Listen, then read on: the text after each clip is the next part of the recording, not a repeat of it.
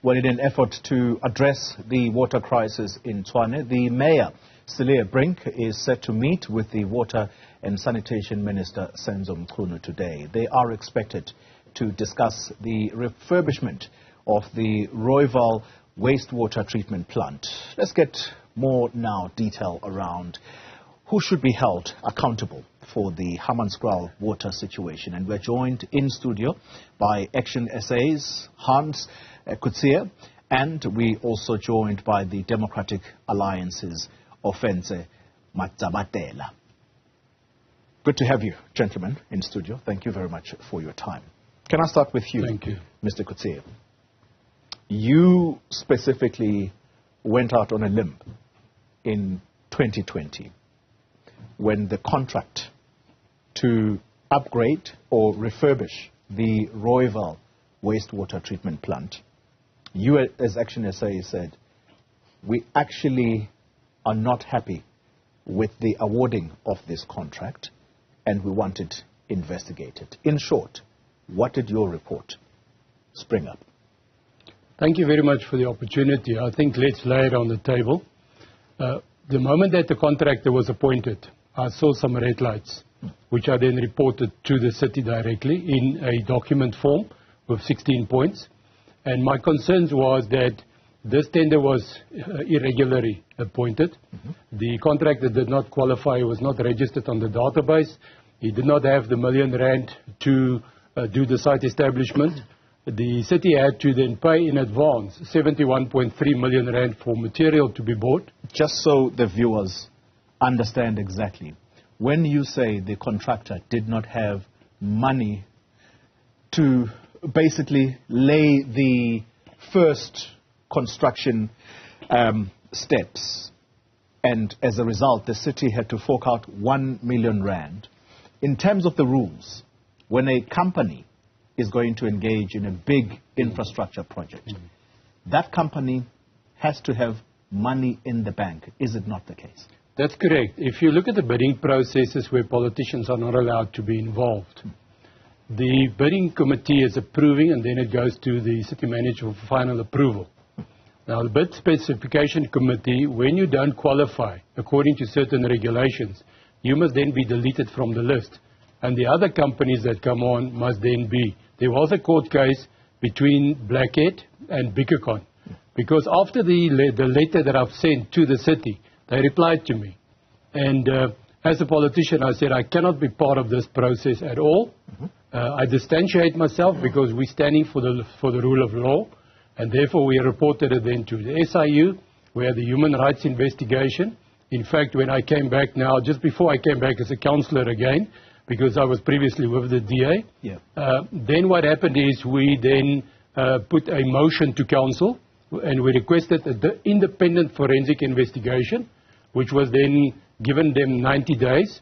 They then asked for an extension of another 60 days, which we granted. And then there was already steps that has been taken from the coalition government, and they are busy dealing with some of the officials as we speak. I just want to conclude this with you quickly, Mr. Coetzee. You say that as a councillor at the time, you could not live with yourself knowing that there is something fishy here and you're simply going to bury your head in the sand.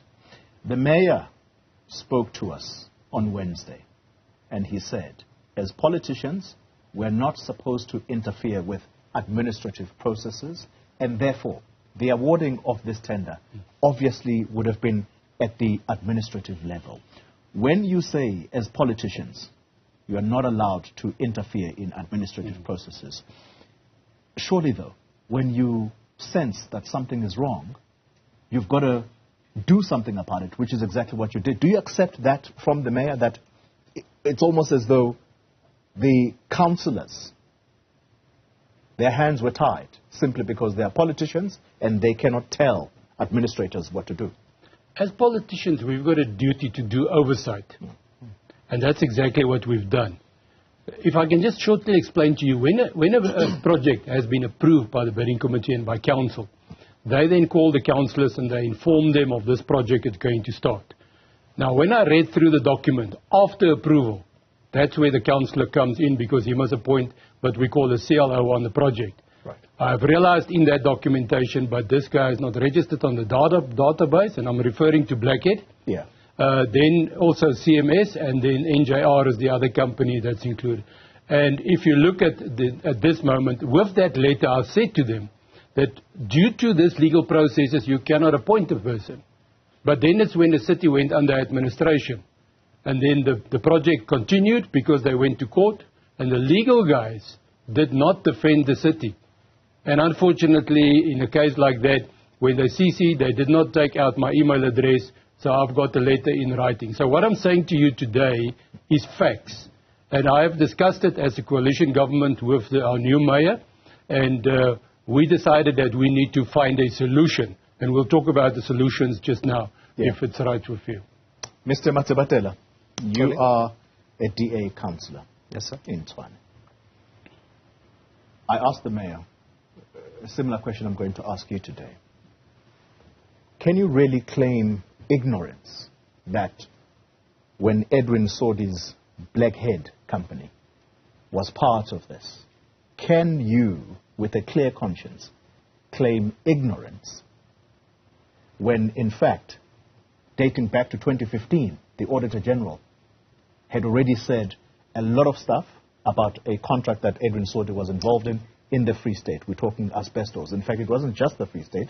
It was here in Gauteng as well. 2018, a partner of Edwin Sodi, Mr. Mpambane, is shot dead right here in Sandton. So Edwin Sodi is firmly in the media spotlight for all the wrong reasons. Yet, your council, led by the DA, under the previous mayor, decided that they were going to award this contract to that consortium of companies, which included Edwin Sodi. Can you really claim ignorance? No, look, Collie, like my counterpart has said, as politicians, we cannot get involved in those processes, but we only come after the effect. And when we came after the effect, that is why we stopped the whole process. And then investigation started thereafter. So therefore, it was not a part of us as politicians, but the administrative part of it. And hence, you are seeing the kind of cases that are taking place right now. So it was not on our side as politicians. What we say as politicians is that we need a project here. Then who appoints? It is an administrative part of it. So they are the ones who, at the end, appointed, and then we came in on oversight. But another important thing is this. When we appointed these companies, you must understand that we were under administration. So councillors were not working at the time. We only came in after, around December, to find the mess that we are finding now.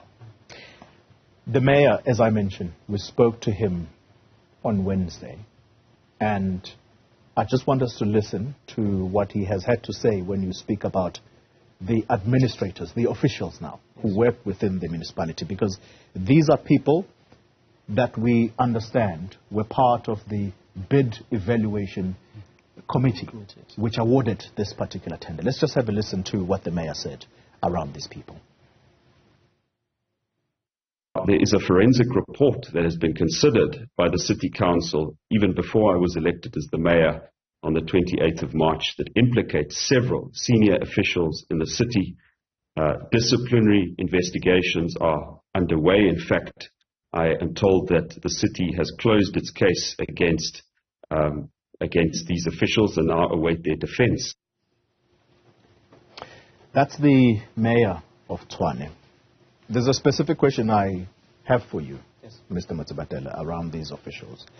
He, as part of that interview, says, when the DA administration came in, you cannot pick up who has been captured. He used the word capture. When he speaks like that about officials, these are now administrators, in simple language, what does he mean when he says officials within the municipality are captured? What does that mean? He means exactly that. Now, you must understand the kind of patronage that is happening, the kind of links, the kind of connections that there are there. You come in as a politician, you find people that belong to certain political parties. I'm not going to mention because they're not here to defend themselves. But you find them belonging to them, holding membership, holding positions in that particular political party. Let's make the difference for the viewer. Yeah. Because the viewer is listening, and when they hear Tshwane municipality, yes, whether you're a politician or you are an actual technocrat, it makes no difference to them. So you would find make that distinction. You would find. Politician. Let me give you an example. Yes. You would find that a group head of a particular division is a card-carrying member of a political party that is in the opposition right now in Tshwane. Then do you believe in your own conscience, Toli, that that person will do what is right for this administration? We don't think so. So, but the question is, how do you then get rid of that person without having evidence? Hence, we need to go through investigations like the ones that we have undertaken, and people have now come to the fore, and we have seen this corruption that has been happening. And if you look at the trace and where these people belong to politically and where they report to, then you can dot the lines. As one minister once said. All right, so let's pause there for a moment because we're going to get deeper into this discussion. He's making very clear inferences, if you like, as to some administrators within the council belonging to a certain political party. Let me put it to you. We did invite the ANC, a Mr. Eugene Modise. He is simply a no-show here today. We don't know the reasons yet, but we continue the discussion after the break.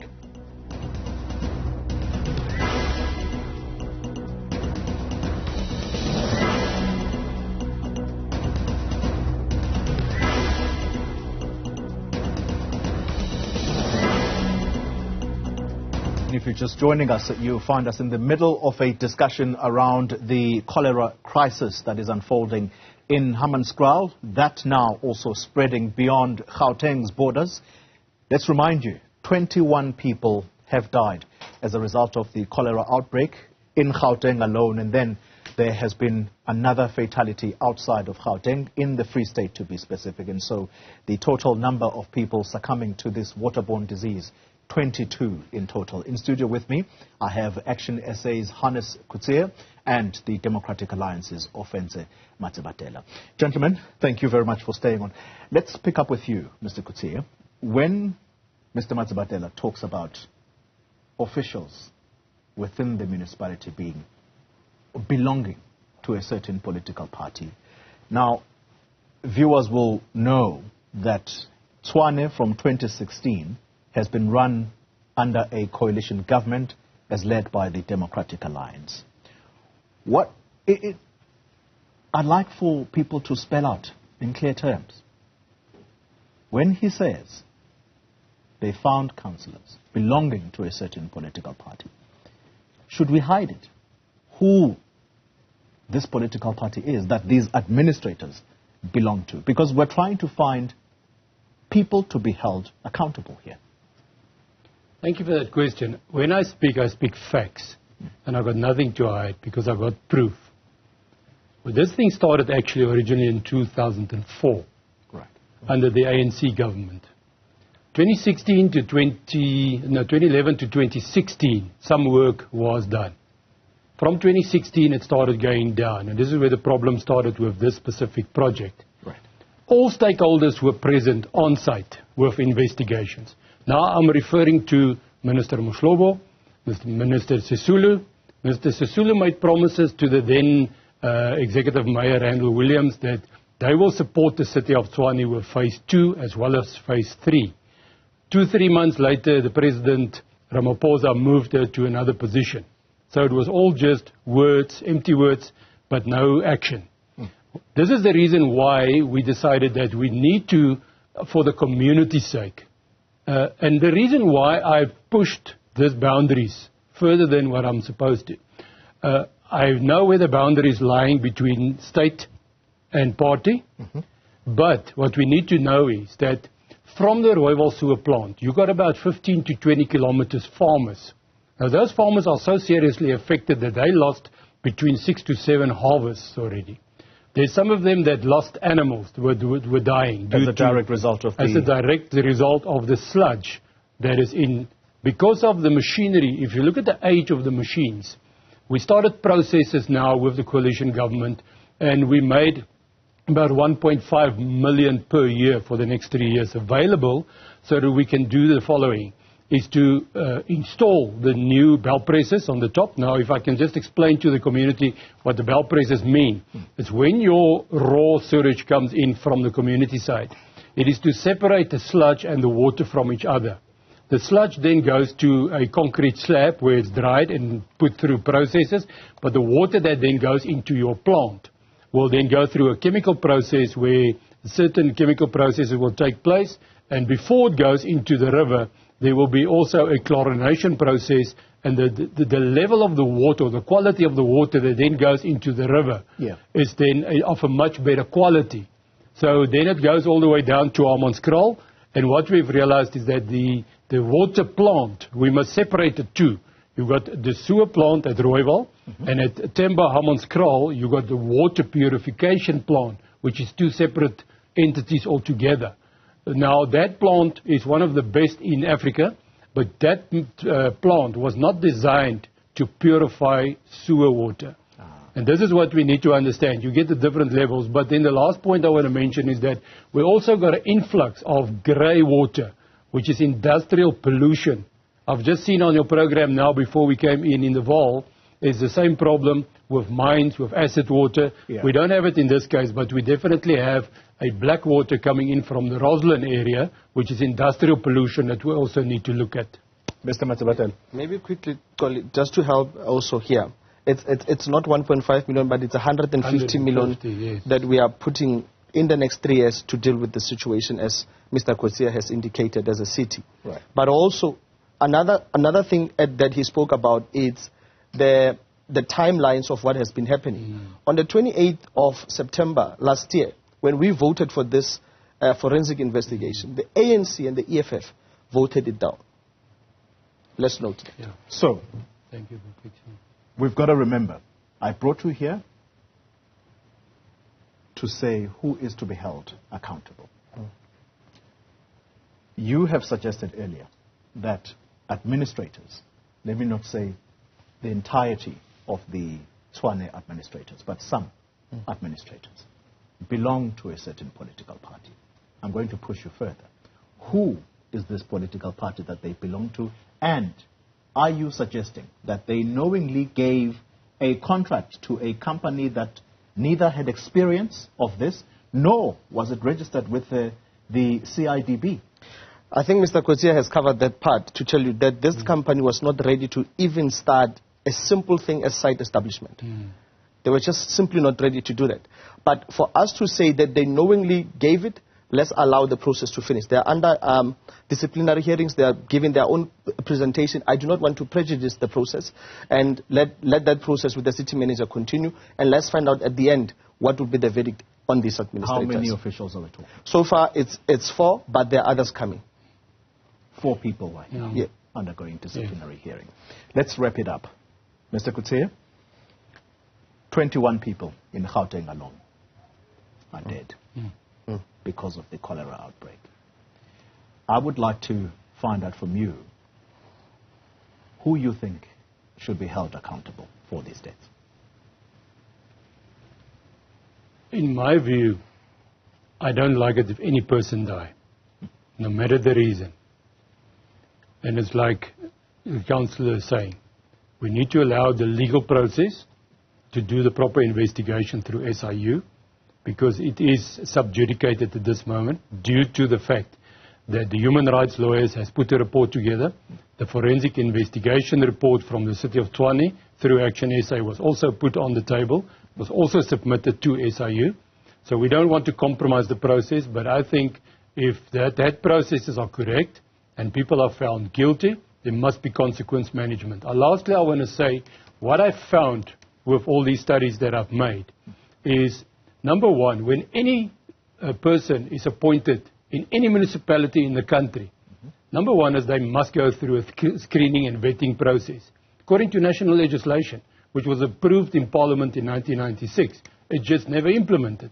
The second point that is in line with that is delegation authority according to the Systems Act, Section 59(1).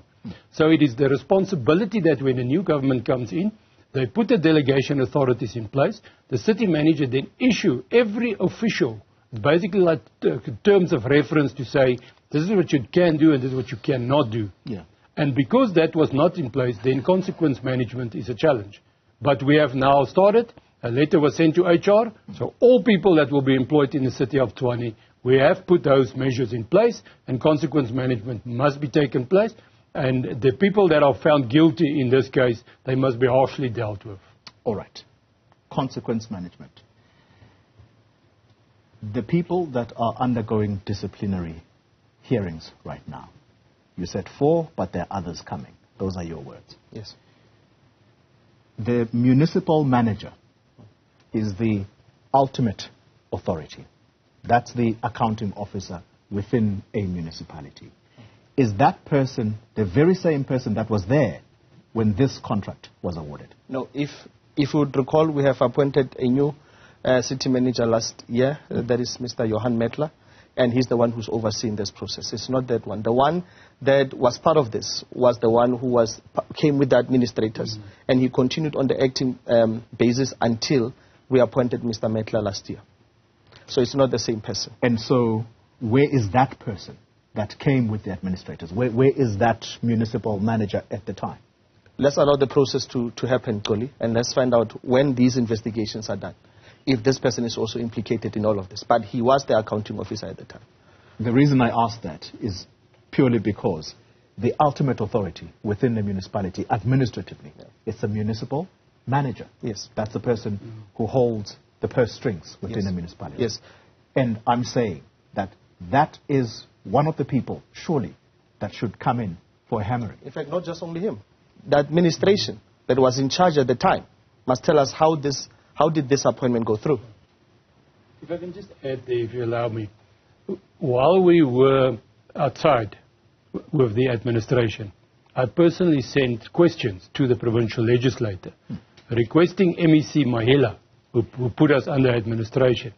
We requested questions from him to find out, was these 10 members that he put in place from the provincial legislator to run the city, were they security cleared and screened?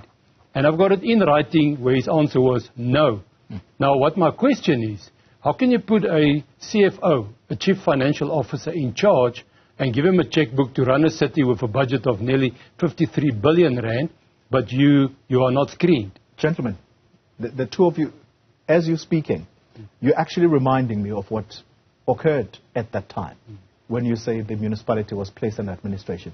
The person who was leading that team of administrators, it's Mr. Mponawa. Am I correct? Yes, that's correct. So you're suggesting that this contract, it was around that time that this consortium of companies, which included in them Edwin Sodi, that's the time that this contract would have been awarded. Am I hearing you correctly? That's correct. That's very much so.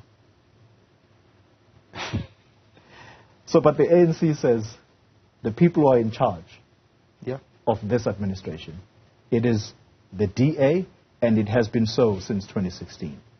For obvious reasons, Koli. What is your response to that? For obvious reasons, they will say that, but mine is to say this, Koli. Moving forward, we need to find a solution to this problem. It doesn't make any use for us to continue to highlight what was the problem. How do we move forward? And that is what, as a city, we are committing 450 million to deal with this situation.